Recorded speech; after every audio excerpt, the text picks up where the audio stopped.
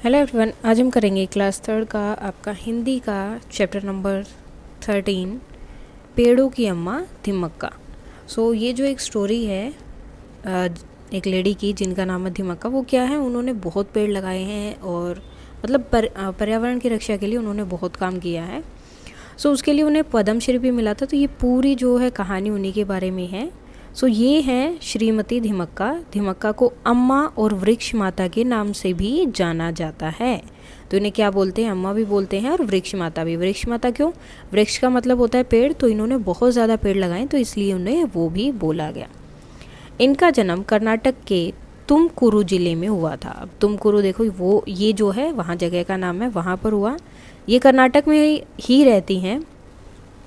ये पिछले 80 वर्षों से धिमक्का सड़कों के किनारे पेड़ पौधे लगा रही हैं। तो मतलब पिछले लगभग इतने साल से वो यही काम कर रही हैं। पैसे की कमी के कारण अम्मा ने आरंभ में एक खान में श्रमिक के रूप में काम किया था। तो पहले इनके पास पैसे नहीं थे, तो इसलिए उन्होंने एक जो है श्रमिक, मतलब जो काम करता है हर रोज़ जो काम के लिए जाते हैं वो, तो उसमें भी उन्होंने काम किया। धिमक्का शालू मर्दा धिमक्का के नाम से भी जानी जाती है। अब शालू मर्दा का मतलब क्या होता है? तो शालू मर्दा कन्नड़ भाषा में पेड़ों की पंक्ति को कहते हैं। जो पेड़ों की पंक्ति का मतलब क्या होता है? लाइन। ओके, तो एक इस तरह से जब लाइन लगी होती है और उसमें जो पेड़ लगे हैं तो उसे क्या बोलते हैं कन्नड़ भाषा में? शालू मर्दा। अतः उन्हें इस नाम से भी जाना जाता है। धिमक्का ने हुलीकल और कुद्दूर के बीच स्थित लगभग 45, ये आपका कितना है 45 किलोमीटर लंबे राजमार्ग पर लगभग उन्होंने यहाँ पर कितने पेड़ लगाए थे? 385 पेड़ उन्होंने बरगद के पेड़ लगाने के लिए विख्यात हैं। तो उन्होंने इतने बड़े मार्ग में 45 किलोमीटर लंबा, आप सोच सकते हो कितना बड़ा होता है, वहाँ पर 385 बरगद के पेड़ लगाए थे जिसके लिए विख्यात है। विख्यात है मतलब क्या है? प्रसिद्ध, यानी कि सब लोग उन्हें जानते हैं कि किसने ये पेड़ लगाए थे।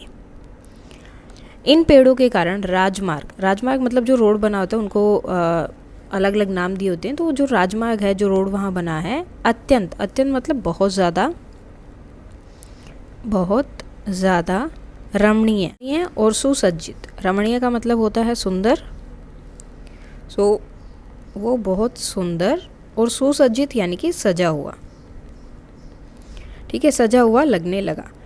इसके अतिरिक्त उन्होंने अनेक स्थानों पर पेड़ लगाए जिनकी संख्या लगभग 8000 है। तो ये कितना है? 8000, इससे भी अधिक है।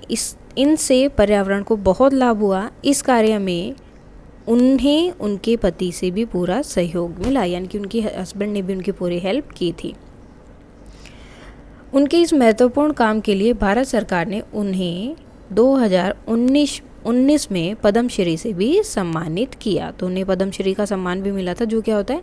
इंडिया का मतलब एक जो इंडिया के सम्मान होते हैं जिसमें से चौथा सबसे बड़ा सम्मान वो माना जाता है।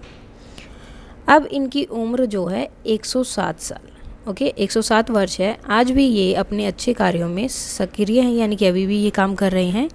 और धिमक्का को भारत के कई वनीकरण कार्यक्रमों में आमंत्रित किया जाता है, यानी कि जहाँ भी इस तरह की चीज़ें होती हैं, पेड़ लगाई जा रही हैं, ऐसा कुछ भी किया जा रहा है तो इन्हें वहाँ पर बुलाया जाता है। अपने जीवन में अनेक कष्ट उठाने के उपरांत भी समाज के लिए उपयोगी कार्य करने वाले धिमक्का का व्यक्तित्व सभी के लिए आदर्श है। तो इन्होंने जितने भी मतलब इनके पास पैसे नहीं थे तो इन्होंने काम किया है एक श्रमिक के रूप में। तो जितना भी इन्हें करना पड़ा, इन्होंने कितने भी कष्ट झेले, कितनी भी इनकी मुश्किलें आई हों, लेकिन उसके उपरांत का मतलब क्या होता है? बाद। उसके बाद भी इन्होंने समाज के लिए, क्योंकि वो देखो वो पेड़ अकेले इनको तो काम आएंगे नहीं, वो तो सबके ही काम आएंगे, तो समाज के काम आने वाले ये सारे काम इन्होंने किए हैं। अभाव में भी केवल अपनी निष्ठा और श्रद्धा के बल पर किस प्रकार सामाजिक कार्य के लिए स्वयं को समर्पित किया जा सकता है, इसका एक उत्कृष्ट उदाहरण है धिमक्का। अब देखो कई बोल देते कि हमारे पास ये नहीं है, हम नहीं कर सकते, हम ऐसे नहीं कर सकते, वैसे नहीं कर सकते, जबकि इनके पास भी तो कुछ नहीं था। लेकिन इन्होंने कभी भी इस चीज़ का बहाना नहीं दिया कि मेरे पास ये नहीं है। इन्हें जो करना था इन्होंने अपने अकॉर्डिंग किया। तो हमारे पेड़ किस किस काम आते हैं? तो देखो, हमें फल देते हैं और ऑक्सीजन देते हैं, हवा देते हैं और हवा को साफ भी करते हैं, साफ करते हैं। और सबसे इम्पोर्टेंट जो आजकल चल रहा है, ग्लोबल जो है वार्मिंग चल रहा है, तो वो किस वजह से होता है? क्योंकि पेड़ नहीं है, तो इस वजह से क्या हो रहा है, तापमान बहुत ज़्यादा बढ़ रहा है, बर्फ़ ज़्यादा पिघल रही है, या अगर ठंड होती है तो वो भी बहुत ज़्यादा होती है। तो वो सिर्फ इनकी वजह से, अगर पेड़ इक्वली होंगे जितने हमें चाहिए तो ये सब चीज़ें नहीं होंगी। क्या आपने कभी किसी पेड़ पौधे की देखभाल की है तो कैसे? अगर आपने की है तो कैसे करोगे? समय से पानी देना और धूप में रखना, क्योंकि पेड़ पौधों को धूप में रखना बहुत ज़रूरी है। अगर धूप में नहीं रखेंगे तो अपना खाना नहीं बना पाएंगे। यदि आपको समाज के लिए उपयोगी काम करने का अवसर मिले तो आप कौन सा काम करोगे? अब ये आपके अकॉर्डिंग है, आप कौन सा काम करना चाहोगे वो आप यहाँ पर बता सकते हो।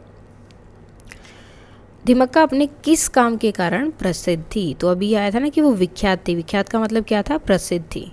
तो किस लिए? वो 45 किलोमीटर लंबे राजमार्ग पर पेड़ लगाने के लिए विख्यात थी। तो किस लिए विख्यात? आप बोल सकते हो कि 45 किलोमीटर लंबे राजमार्ग पर पेड़ लगाने के लिए। उसके बाद है दिमक्का को और किस नाम से जाना जाता है? तो क्या बोलते हैं उन्हें? अम्मा और वृक्ष माता भी उन्हें बोला जाता है, वृक्ष माता।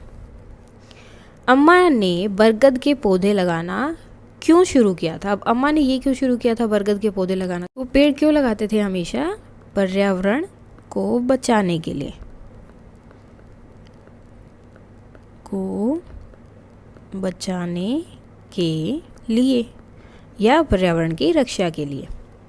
इतने सारे पेड़ लगाने के लिए अम्मा को किन किन चुनौतियों का सामना करना पड़ा होगा? सबसे पहले तो देखो, पैसे नहीं थे, पैसों का, साथ में अपने काम का भी,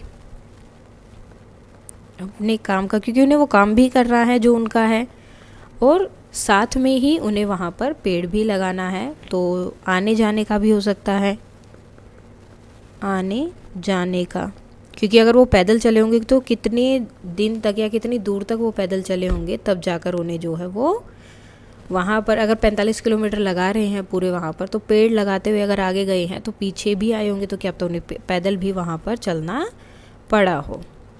उसके बाद आता है, यदि आपको दिमक्का अम्मा का परिचय देना हो तो आप कैसे देंगे? तो अगर आपको बताना वो क्या है तो आप क्या बोलोगे? तो आप लिख सकते हो कि दिमक्का अम्मा को वृक्ष माता के नाम से भी जाना जाता है।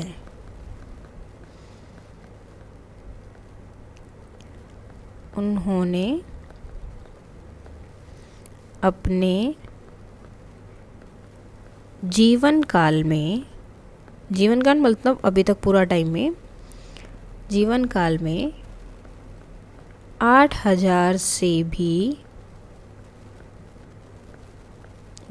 भी अधिक पेड़ लगाए हैं।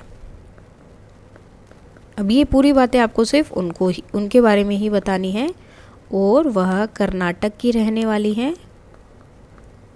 कर्नाटक की रहने वाली हैं। और क्या है जो इन्हें पुरस्कार मिला है वो भी आपको लिखना है कि उन्हें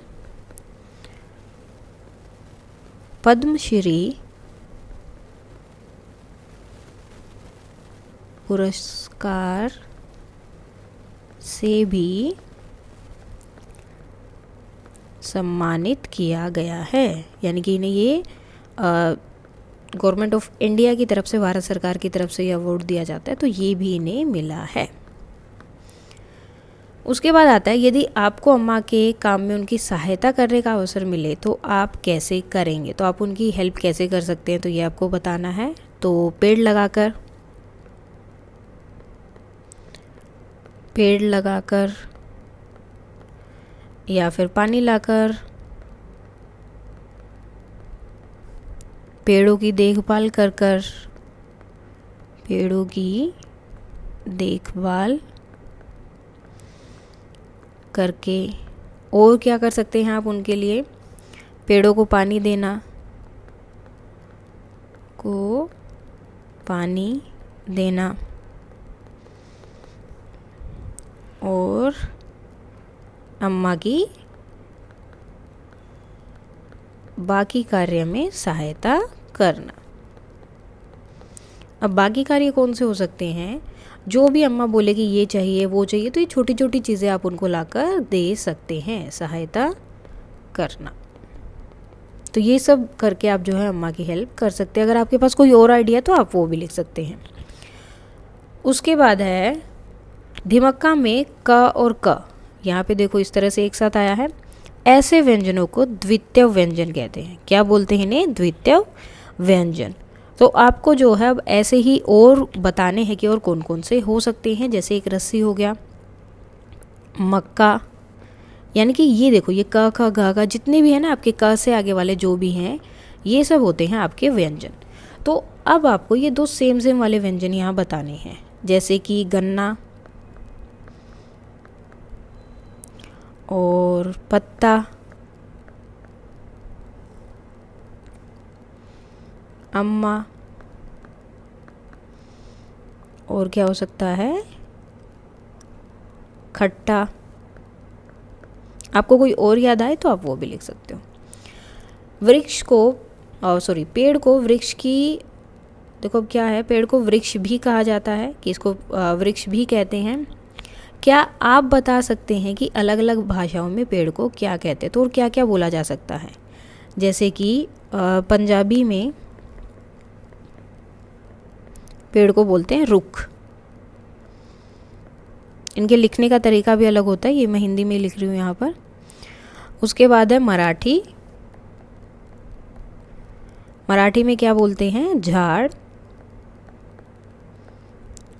और उसके बाद तमिल। तमिल में है मारम या मरम कुछ है, मतलब इस तरह से आप उनको लिख सकते हो। तो अगर थोड़ा बहुत ऊपर नीचे हो तो प्लीज़ देख लीजिएगा, या फिर आप अपनी लैंग्वेज में क्या लिखते हैं वो आपको बताना है।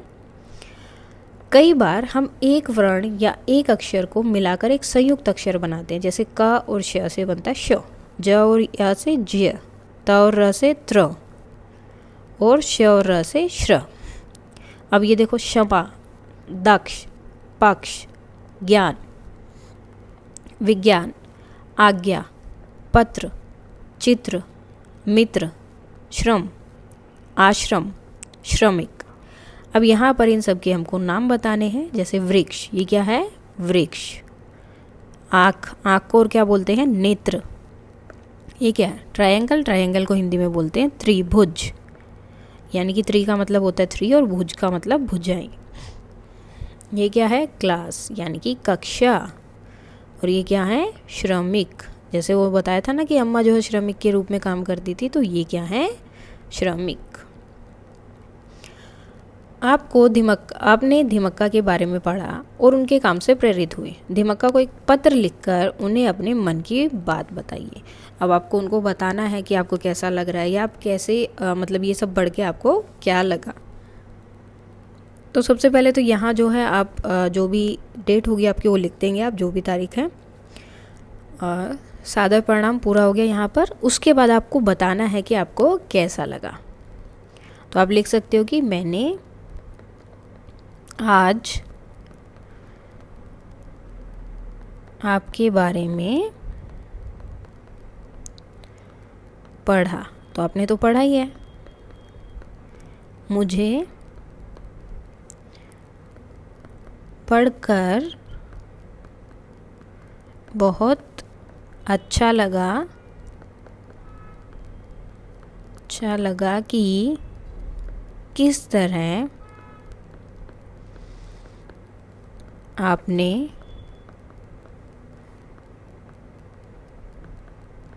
पर्यावरण की रक्षा के लिए अनेक पेड़ लगाए हैं। अनेक पेड़ लगाए हैं। मैं भी बड़ा होकर, या फिर बड़ी, अगर लड़की है तो बड़ी लिखेगी और लड़का है तो बड़ा होकर आपकी तरह ही कोई सामाजिक कार्य करूँगा। अब देखो, करूँगा और करूँगी, जो भी है, लड़की है तो करूँगी और अदरवाइज़ करूँगा। अब यहाँ पर आपको लिखना है जो भी आपका नाम है। यहाँ आप पहले लिख देंगे धन्यवाद और फिर आपको लिखना है आपका नाम। जो भी आपका नाम है यहाँ पर आप लिखेंगे वो। चित्र देखकर उन वस्तुओं पर गोला बनाएं जो हमें पेड़ों से मिलती हैं। तो ये हमें पेड़ से मिलता है, पेपर भी हमें पेड़ से मिलता है, और नारियल का तेल भी पेड़ से मिलता है, चेयर भी पेड़ से मिलती है, ये पेपर भी, ये भी हमें पेड़ से मिलते हैं। तो अब देखो, कई तो कलर भी होते हैं जो पेड़ से, जैसे ये मसाले हैं, मसाले भी किससे मिलते हैं? पेड़ से मिलते हैं, और ये भी हमें पेड़ से मिलता है। तो यहाँ पर ज़्यादातर चीज़ें हमें किससे मिल रही हैं? पेड़ से। तो अगर पेड़ नहीं होगा तो बहुत बुरा हो जाएगा ना। सो इसीलिए तो अब ये था आपका चैप्टर, एक्सप्लेनेशन वगैरह सब हो गया। अब साथ में इसके जो क्वेश्चन आंसर अलग बन सकते हैं, न्यू वर्ड्स हैं, वो हम कर लेते हैं। सो सबसे पहले स्टार्ट करते हैं नए शब्द से। अम्मा, वृक्ष माता, तुमकुरु, शालूमर्दा, हुलीकल, कुदर, बरगद, पद्मश्री, निष्ठा, श्रद्धा, रमणीय, सुसज्जित और वनीकरण। अब शब्दार्थ में क्या आता है? सबसे पहले है अम्मा। अम्मा का मतलब क्या है? माँ या बुजुर्ग महिला, जिसके लिए सम्मानजनक शब्द। तो मोस्टली जो है घर में भी कई बार माँ को अम्मा बोला जाती है, या फिर कोई भी बड़ी औरत होती है तो उसे क्या बोलते हैं? अम्मा। वृक्ष माता यानी कि वृक्षों की माता, जो पेड़ों की रक्षा करने वाली महिला है, इसलिए उन्हें जो क्या बोला गया था कि उन्होंने बहुत पेड़ लगाए थे, तो इसलिए उन्हें वृक्ष माता बोला था। तुमकुरु क्या है? ये कर्नाटक राज्य का एक जिला है। शालूमर्दा ये क्या है? आपकी बुक में भी आया था, कन्नड़ भाषा में पेड़ों की पंक्ति, यानी कि पेड़ों की जो लाइन होती है उसे हम क्या बोलते हैं? शालूमर्दा। हुलीकल कर्नाटक राज्य में स्थित एक गांव। कुदर भी क्या है? कर्नाटक राज्य में स्थित एक गांव है। तो ये दोनों ही क्या है? गांव। इनके बीच में उन्होंने पेड़ लगाए थे। बरगद एक विशाल पेड़ जिसकी जड़ें हवा में फैल जाती हैं, यानी कि वो बहुत बड़ा हो जाता है, वो बहुत जल्दी जो है, जैसे कुछ पेड़ होते हैं बहुत जल्दी सूख जाते हैं, ऐसा कुछ होता है। तो बरगद का पेड़ क्या होता है? वो बहुत बड़ा हो जाता है और बहुत लंबे टाइम तक चलता है। उसके नीचे जब जड़ें पूरी जगह फैल जाती हैं तो ऊपर उसकी ब्रांचेज में से, जो उसकी शाखाएँ होती हैं, शाखाओं में से जड़ें निकल कर नीचे की तरफ आती हैं। पद्मश्री भारत का चौथा सर्वोच्च नागरिक सम्मान। निष्ठा किसी कार्य के प्रति समर्पण या विश्वास, यानी कि जब आपको कोई काम है कि हाँ मुझे करना ही है, तो वो। श्रद्धा किसी व्यक्ति, विचार या वस्तु के प्रति गहरी आस्था। उसके बाद है रमणीय। रमणीय मतलब सुंदर और आकर्षक, जो चीज़ बहुत सुंदर होती है, आकर्षक होती है, दिखने में अच्छी लगती है। सुसज्जित अच्छी तरह से किसी चीज़ को तैयार करना या सजा हुआ दिखना। वनीकरण यानी कि वन लगाने की प्रक्रिया, जब पेड़ लगाए जाते हैं तो उस चीज़ को हम क्या बोलते हैं? वनीकरण, क्योंकि सबसे ज़्यादा पेड़ कहाँ होते हैं? वन में, जंगल में होते हैं, फॉरेस्ट में होते हैं, तो इसीलिए। उसके बाद आते हैं क्वेश्चन आंसर। श्रीमती धिमक्का को किस नाम से जाना जाता है? अम्मा और वृक्ष माता। श्रीमती धिमक्का का जन्म कहाँ हुआ था? कर्नाटक के तुमकुरु जिले में। श्रीमती धिमक्का के उल्लेखनीय कार्य क्या है? तो सबसे जो अच्छा काम था उनका वो वाला क्या है जो सबसे ज़्यादा प्रसिद्ध हुआ था? तो उन्होंने पिछले 80 वर्षों से सड़कों के किनारे पेड़ पौधे लगाए, और विशेष रूप से जो सबसे इम्पोर्टेंट था उनका कि 45 किलोमीटर लंबे राजमार्ग पर 385 बरगद के, यानी कि 385 बरगद के पेड़ उन्होंने लगाए थे। उसके बाद नेक्स्ट क्वेश्चन आता है, श्रीमती धिमक्का को किस वर्ष पद्मश्री से सम्मानित किया गया? तो 2019 में। श्रीमती धिमक्का की वर्तमान आयु क्या है? तो अब वो कितने साल की हैं? 107 साल की। श्रीमती धिमक्का के इस कार्य में उनके पति की क्या भूमिका थी? तो उनके पति ने क्या किया था? तो उनके पति ने उनका पूरा सहयोग दिया था, साथ दिया था इस कार्य में। श्रीमती धिमक्का ने किस राजमार्ग पर पेड़ लगाए थे? तो किस पर लगाए थे उन्होंने? हुलीकल और कुद्दर के बीच जो 45 किलोमीटर लंबा राजमार्ग है वहाँ पर। तो श्रीमती धिमक्का ने कितने पेड़ लगाए हैं? तो लगभग 8000 पेड़, या इससे ज़्यादा भी आप बोल सकते हो। नेक्स्ट क्वेश्चन है, श्रीमती धिमक्का को भारत के कई वन्यकरण कार्यक्रमों में क्यों आमंत्रित किया जाता है, यानी कि क्यों बुलाया जाता है उन्हें? जहाँ भी पेड़ लगाने की प्रक्रिया होती है तो उन्हें बुला लेते, क्यों? क्योंकि उनके वनीकरण के क्षेत्र में उत्कृष्ट कार्य के लिए, क्योंकि उन्होंने इतने काम किए हैं पेड़ लगाने के, तो इसलिए उन्हें बुलाया जाता है। श्रीमती धिमक्का का जीवन किसके लिए आदर्श है? तो किसके लिए? समाज के लिए उपयोगी कार्य करने वाले सभी लोगों के लिए, जो भी समाज के लिए कुछ करना चाहते हैं उन सब के लिए क्या है? बहुत अच्छा है। श्रीमती धिमक्का के पेड़ लगाने से पर्यावरण को क्या लाभ हुआ है? तो उनके पेड़ लगाने से पर्यावरण को बहुत लाभ हुआ, जैसे फर्स्ट ऑफ ऑल हवा को शुद्ध करना, मिट्टी को संरक्षित करना। मिट्टी कैसे संरक्षित होगी? देखो, जब आप पेड़ लगाते हो, जैसे इस तरह पेड़ लगाया गया, तो इनकी जड़ें जो हैं इस तरह से मिट्टी में दूर दूर तक फैल जाती हैं, तो क्या होता है? मिट्टी को हमेशा बांध कर रखती हैं।